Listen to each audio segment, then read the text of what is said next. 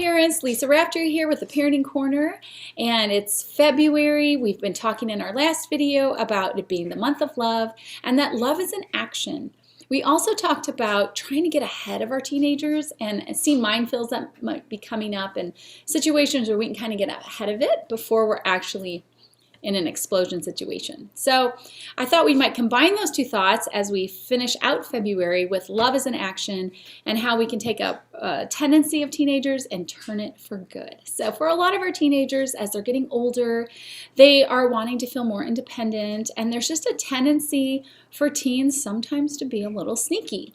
So want to kind of try, maybe get Instagram without mom knowing, or do something that maybe watch something on TV that maybe mom wouldn't like, and feel that little bit of independence from doing sneaky things. And if we know that that's a tendency for our teens, one way to flip that around is to kind of create a culture in your house where you guys are a little bit sneaky, but always for good. So actually doing good deeds, and take that need to feel like you're independently thinking of things and doing things without people knowing, but making sure it's all for a positive reason. And so years ago in a parenting book I read, I believe it was a parenting book by Dr. Dobson, they talked about the acronym SMILEY. And so SMILEY stands for See How Much I Love You.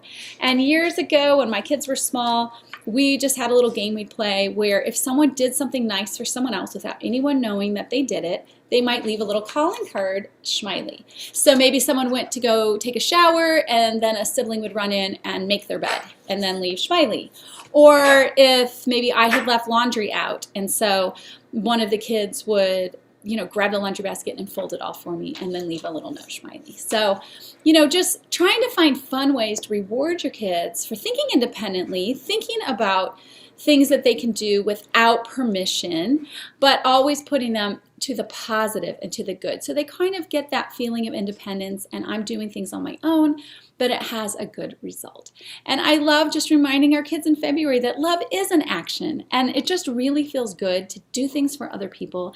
And this is just one example. You can come up with other ideas on how you could reward good behavior or thoughtful things that people do, but it's just kind of taking their propensity to want to do things on the sly and just putting a nice slant on it so that we're valuing that good deeds and doing kind and good things for others has value and it really feels good. So that's just a cute little February idea to remind your students that it's good to do kind things for others all year round, but February maybe we'll do some SMILEYs and just remind each other that we value and think a lot of each other. So anyway, that's just the thought that I had to follow up on our last February video.